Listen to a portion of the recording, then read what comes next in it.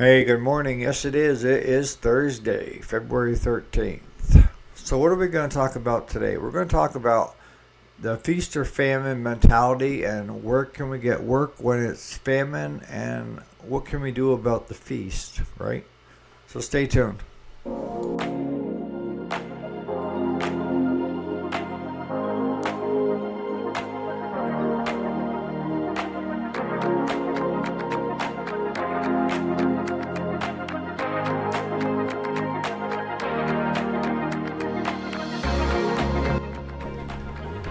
Alrighty, welcome back. My name is Eric, if you didn't already know it. And yes, this is the weekday, Monday through Friday. Today is Thursday, February 13th. So, what are we talking about today? Well, let me first start off by apologizing for not getting yesterday's video up in short order. Actually, what's going on is one of my cardiac doctors is changing a medication that causes even more issues. And it's like this scarecrow if I only had a brain. And the memory issues are bad enough as it was. It has made it worse, but I know it's medication that's causing it. So if I go off on a tangent, that's what. I'm sorry. But what am I talking about when I say businesses suffer from feast or famine, especially small engine repair businesses? Is normally the spring of the year, everybody's trying to get their lawnmower going so they can mow the grass. And never fails, people wait till the last minute and then jam your parking lot full and get your mechanic pissed off because you can't see the end of it. There's still more of it coming in. And then the rest of the year, be honest with you, is kind of crickets. You know, we've talked about taking half your customer base and getting them set up so they do a fall service on their lawnmower versus a spring service. That way, all they have to do in the spring is turn the gas on, give it a few minutes, and usually it'll take right off. If not, a couple shots of carb cleaner in the air breather port, and that'll bring the fuel up so that it'll run and that it'll be carefree the rest of the summer. So that you're not getting slammed with, feast in the spring of the year and famine in the fall.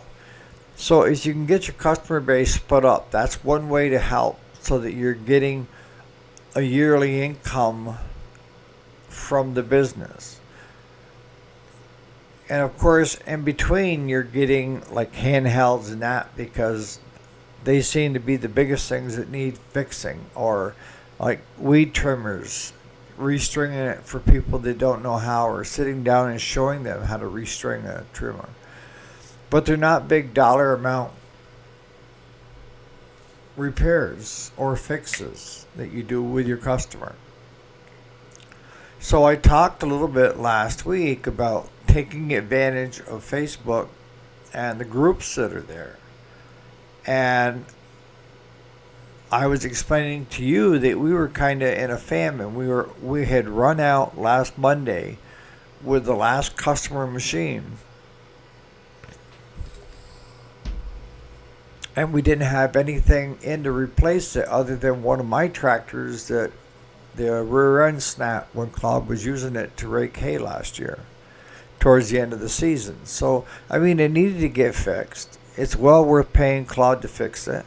It's one of our main tractors that we use quite a bit, whether it's in the hayfield or coming out of the woodlot with a load of wood in a wagon. It's versatile. It can get into tight places.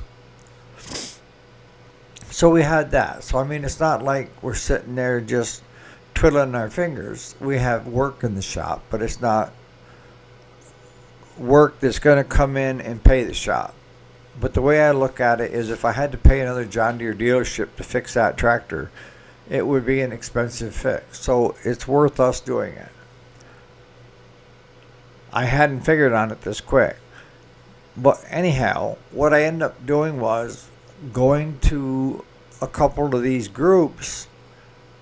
And the way you do it is, if you've been a member with a group for some time and you've done a few posts and they know you and you know them, it's not so bad. But if you just decide you're going to join 8 or 10 groups in your area with a specific idea that you are going to put ads there, I would be very careful and tread lightly. If I'm joining a new group and I'm wanting to put a blip of some kind of what we do, I talk with the person that is running that group, and ask their permission first before I post an ad. And most of the time they'll say, that's fine, go ahead, Eric. Because most people know me. They may not equate me to the business, but they know me. So, and one of the big things for us is posting in these groups is we end up running into a number of our regular customers or past customers that also give referrals within the ad. And what am I saying when I say that? I'm saying you get permission from the advent of being able to post it, and then you get responses from your regular customers saying, if you need it, take it to Eric. Eric's awesome. And he and Claude do a great job when it comes to taking care of your repair needs. Eric and Claude take care of all of our equipment, and we love them. That's where it's going to sell. It's not going to be your ad. They may look at your ad to see what do you work on. But it's going to be people that are respected within that group that are speaking up and saying they're a good one to take it to. They're honest, trustworthy. Now, if you've got a bad name for yourself, it could go in the other direction on you. See, that's why I say you want to treat every customer the way you would hope to be treated. And it's just not how good you repair stuff. It's how you treat your customers. And I'm very pro when it comes to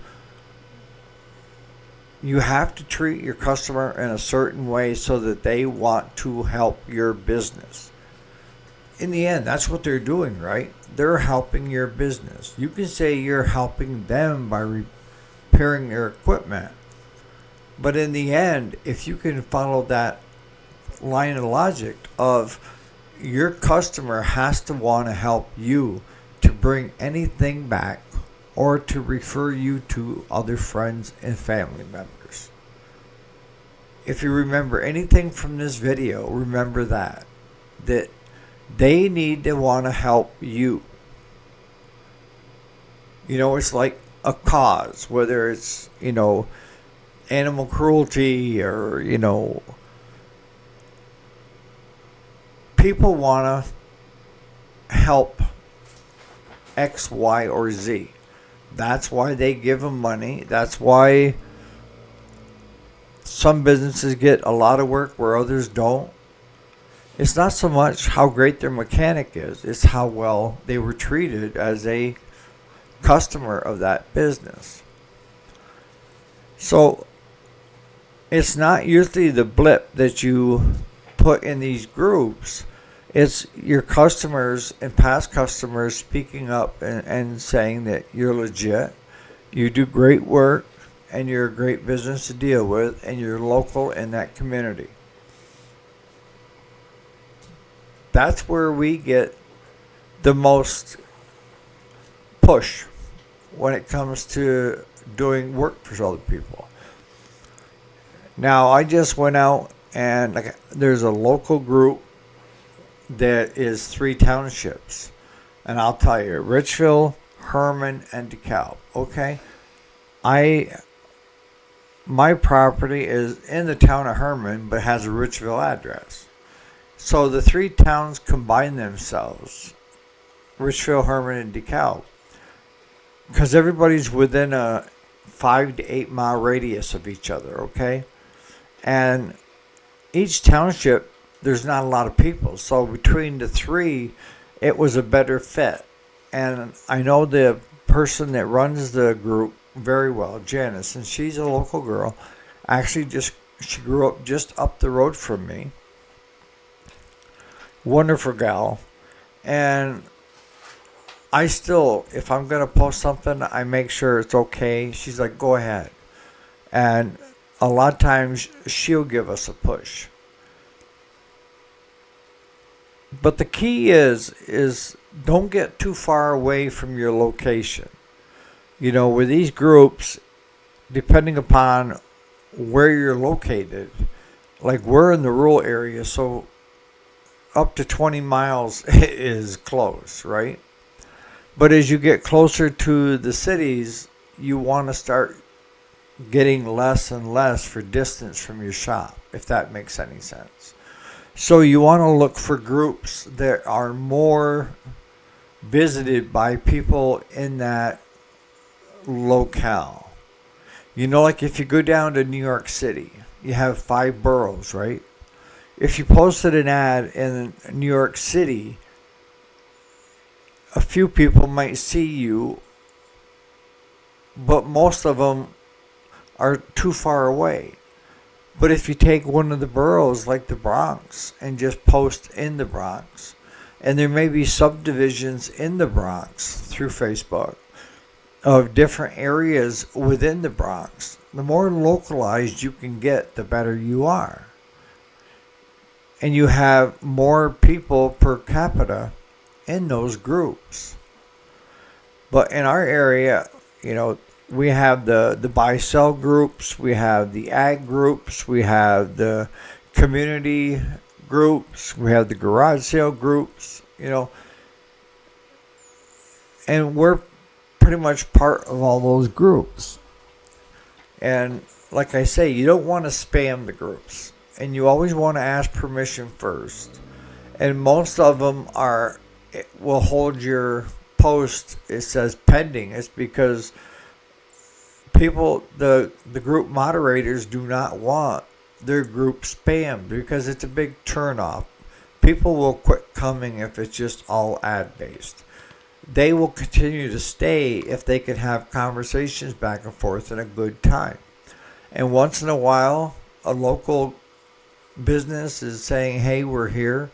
I know that a lot of our local restaurants post their menus daily, which is fine. Matter of fact, I share most of them on my feed when they post them. You're trying to help out other businesses.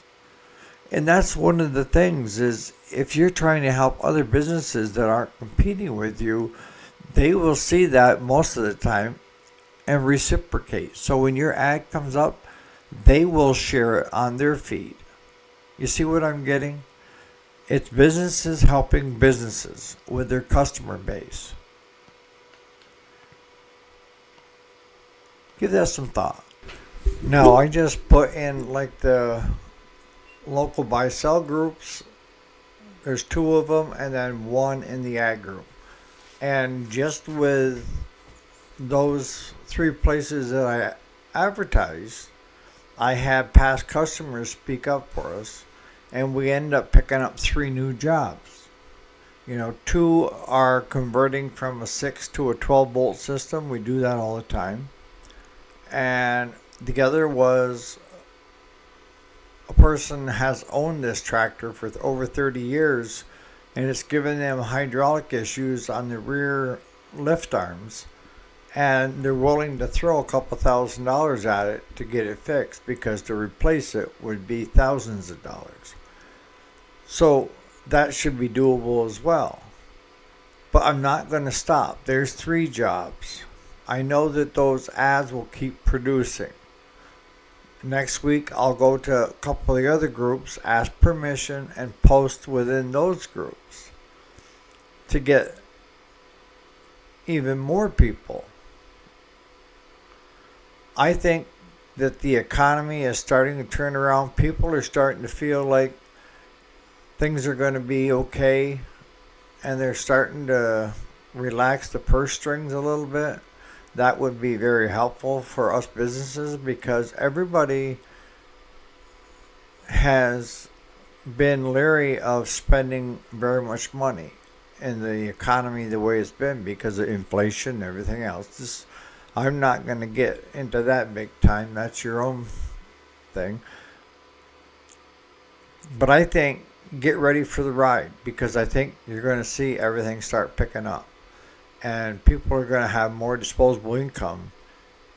And in turn, people like us and our business will start seeing more business again. And if you have a small engine repair shop and you're hearing crickets, you know, I think you're going to see the tide change. We actually had a fourth job with a four-wheeler. I told her, I said that if you want to drop it off or you want us to pick it up, I'd be more than happy to take a look at it and say yay or nay or whether it's worth fixing or not. Claude doesn't want to touch it, which is fine. There are things that I work on that he doesn't. So